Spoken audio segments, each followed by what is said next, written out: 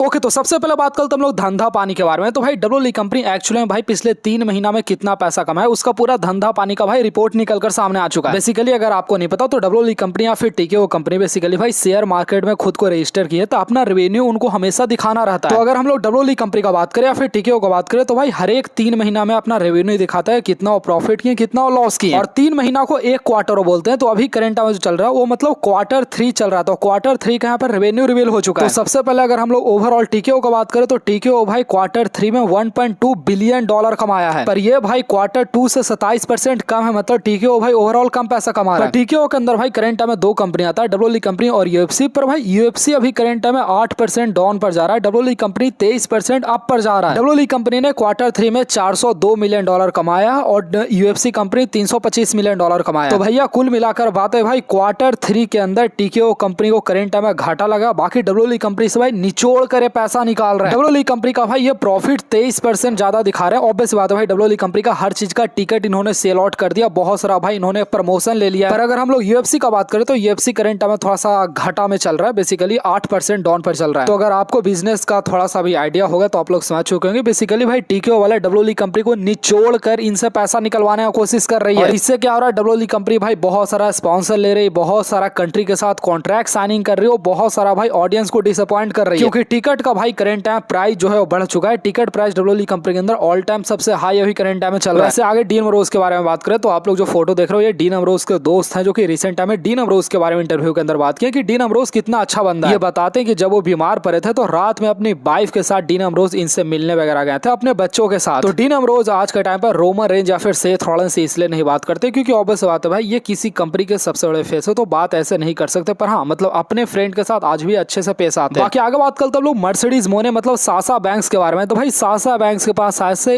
एक और टाइटल उनके पास आने वाला है। भैया मैं सच में गिनना भूल गया, लास्ट टाइम मैं गिना था तो सासा बैंक के पास टोटल 12 टाइटल था। अब करंट में एक और टाइटल मैच इनका होने जा रहा है। तो अगर सासा बैंक यहाँ पर विन करती है तो और मेरे ख्याल से ऑब्वियस बात है वो विन कर जाएगी, तो यहाँ पर उनके पास टोटल अभी करंट में 13 टाइटल हो जाएगा। बाकी आगे बात करते हम लोग एजे स्टाइल के बारे में। तो भाई एजे स्टाइल और जॉन सीना का जो मैच हुआ था आपको पता है सबसे आइकॉनिक मैच हुआ था। इस मैच को लेकर जॉन सीना के फादर ने भाई रिसेंट टाइम बात किया। जॉन सीना सीनियर मतलब जॉन सीना के फादर रिसेंट टाइम इसके बारे में बात करते कि ये मैच बिल्कुल फंटास्टिक है, मैं इस मैच को बहुत ज्यादा एंजॉय किया था। एक्चुअली भाई ये मैच काफी कमाल का था भी। बाकी आगे बात करते हम लोग ब्रामा बुल दी रॉक के बारे में। तो 2 टॉपिक के बारे में जस्ट हम लोग बात करते हैं। सबसे पहले रॉक के बारे में एक और फिर से हम लोग बात करते हैं। कल मैंने इसके बारे में नहीं बात किया था, कोडी रोड्स कल बात किए थे कि रॉक का भी बेसिकली सरफेस भी फाइनल बॉस वाला कैरेक्टर का भी एक लेयर भी नहीं उतरा है, भी बहुत सारा लेयर उसका बाकी है आना। तो अगर हम लोग जेन्युइन बात करें कि क्या भाई रॉक को डब्ल्यूएल कंपनी के अंदर आना चाहिए, आकर भाई कोडी रोड्स के साथ रिवलरी फिर से स्टार्ट करना चाहिए, तो मेरे ख्याल से भाई अपने आप में बहुत बड़ा शर्म वाला बात होगा। समझो डब्ल्यूएल कंपनी आज के टाइम पर कितना चूतिया हो चुका है, कितना गिर चुका है कि आज के टाइम पर भी 52-53 साल के उम्र का रॉक का उसको जरूरत पड़ रहा है। इसलिए भाई अब रॉक का करंट टाइम वजन बहुत ज्यादा घट चुका है, तो रॉक मेरे ख्याल से डब्ल्यूएल कंपनी के अंदर तो आने नहीं वाले। और मैं सही बता रहा हूँ भाई, मैं रॉक को डब्ल्यूएल कंपनी के अंदर अब कभी मैंने देखना नहीं चाहता। रॉक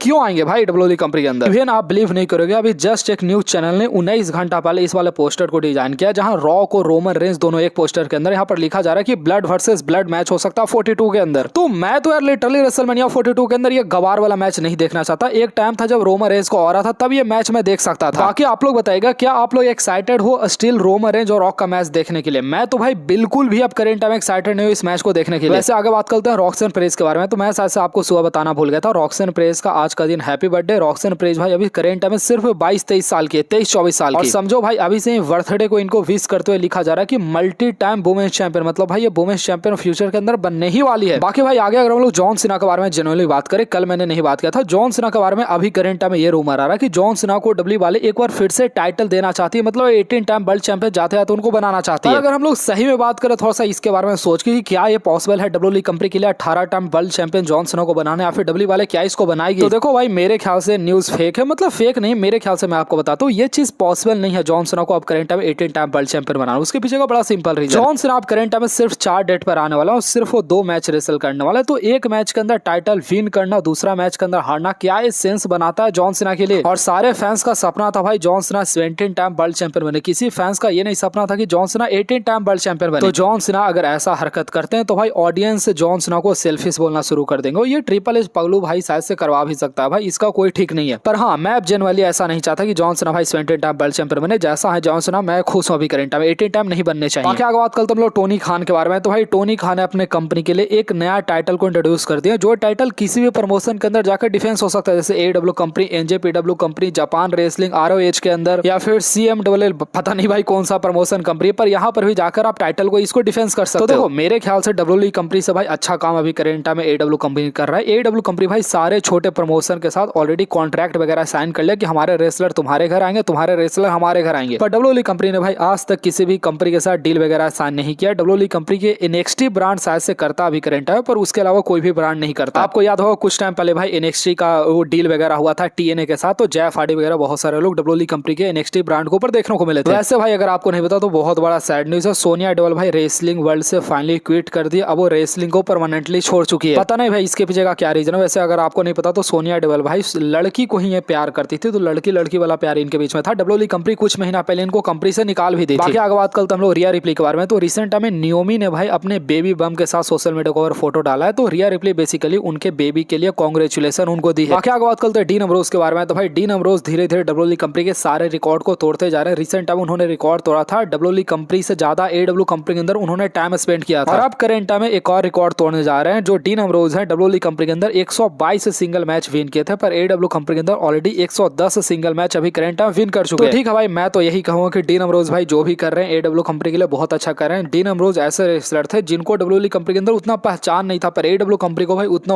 ऊपर मतलब उन्होंने उठाया। वैसे यहाँ पर एक पोस्टर है जहाँ पर लिखा गया है कि रिलीज 1, रिटायर 1 और रिहायर 1। तो मेरे ख्याल से भाई रिलीज 1 मतलब यहाँ पर कोडी रोड्स का नाम लेना चाहूंगा, रिटायर 1 मेरे ख्याल से यहाँ पर सेमस या फिर रैंडी ऑर्टन का नाम मैं लेना चाहूंगा, ब्रॉक लेसनर का नहीं लूंगा, और रिहायर 1 में ऑल टाइम फेवरेट सबका डीन अम्ब्रोज को WWE कंपनी के अंदर वापस लाना मतलब मैं चाहूंगा। वैसे आप लोग ये चीज देखो भाई, ये सारे रेसलर CM पंक हो गए, जेट कारिल हो गए, ये सब सारे रेसलर जब AEW कंपनी के अंदर थे वहां पर भी रेटिंग अच्छा नहीं लेकर आते थे। तो WWE वाले बेसिकली भाई कचड़े को खरीदी थी AEW कंपनी से, और आज के टाइम पे WWE कंपनी के अंदर भी रेटिंग नहीं लेकर आ रहे। तो समझ रहे हो भाई, किसी और कंपनी के कचड़े को भाई WWE कंपनी आज के टाइम पर खरीद रहा है। बाकी आगे बात करते हम लोग सेथ रॉलिंस के बारे में, तो भाई सेथ रॉलिंस के बारे में पहले से प्रेडिक्शन लगाया जा रहा है कि सेथ रॉलिंस WWE कंपनी के अंदर जब वापस आएंगे तो उनका डिफरेंट कैरेक्टर हमें देखने को मिलेगा, क्योंकि सेथ रॉलिंस सबसे ज्यादा नफरत CM पंक से करते हो। सेथ रॉलिंस जो टाइटल को हारे थे अब करंट में CM पंक के पास है, तो सेथ रॉलिंस जब आएंगे तो फैंस भी इस बार मेरे ख्याल से सेथ रॉलिंस को सपोर्ट करने वाले हैं। बाकी पेज के बारे में बात करें तो पेज के फादर हॉस्पिटल के अंदर गए तो उन्होंने ट्वीट कर दी। भाई पता नहीं भाई किसी का बाप बीमार होता है कौन सोशल मीडिया को ट्वीट करता है, भाई हॉस्पिटल लेकर जाओ। वैसे अगर आपको बेली के बारे में नहीं पता तो बेली अभी करंट में बहुत अच्छा काम कर रही है। अभी करंट में एक फ्री रेसलिंग वो स्कूल वगैरह चलाती है, वहाँ पर फ्री रेसलिंग सबको करना सिखाते हैं, तो उसको लेकर इन्होंने भाई सोशल मीडिया को पोस्ट डाला बेसिकली, जिसका इसका एडमिशन कंफर्म हो चुका है रेसलिंग स्कूल के अंदर, उसको बेसिकली इन्होंने मेंशन किया था। वैसे बाकी आगे बात करते हम लोग डॉम डॉम के बारे में, तो भाई डॉम डॉम भाई अभी करंट में as a champion 200 days current में कंप्लीट कर चुके हैं। मेरे ख्याल से भाई ये बड़ा कमाल का न्यूज है। बाकी भाई डॉम डॉम के टाइटल रेन बिल्कुल भी बोरिंग नहीं था, एटलीस्ट भाई ये गुंथर वगैरह से अच्छे चैंपियन थे, मैं सही बोल रहा हूँ। वैसे अगर आपको नहीं पता तो डॉम डॉम आज तक क्लियर तरीके से अपने बाप रे मिस्ट्रो को नहीं हरा पाए, पर मेरे ख्याल से अगले साल हराकर रे मिस्ट्रो फाइनली रेसलिंग वर्ल्ड से रिटायर हो जाने वाले हैं। बाकी भाई आप लोग यहाँ पर जो फोटो देख रहे हो ये बेसिकली ब्रोडी ली का बेटा है, ब्रोडी ली का बेटा है, ब्रोडी ली जूनियर है, ब्रोडी ली का बेटा जिसने रिसेंट टाइम में जॉन सीना के साथ फोटो को शेयर किया। चलो एक और फोटो मैं आपको ब्रोडी ली का दिखा सकता हूँ, यहाँ पर आप लोग देख सकते हैं। बेसिकली ब्रोडी ली AEW कंपनी के अंदर थे, आज के 2 साल पहले इनका डेथ हुआ था। ब्रे वाइट के डेथ से मेरे ख्याल से कुछ साल पहले इनका डेथ हुआ था, 2-3 साल पहले। बाकी भाई फिलहाल आज का वीडियो इतना ही था भाई, मिलते हैं आपसे नेक्स्ट वीडियो के अंदर। तो वीडियो को लाइक करके सारे लोग चैनल को सब्सक्राइब करना मत भूलिएगा।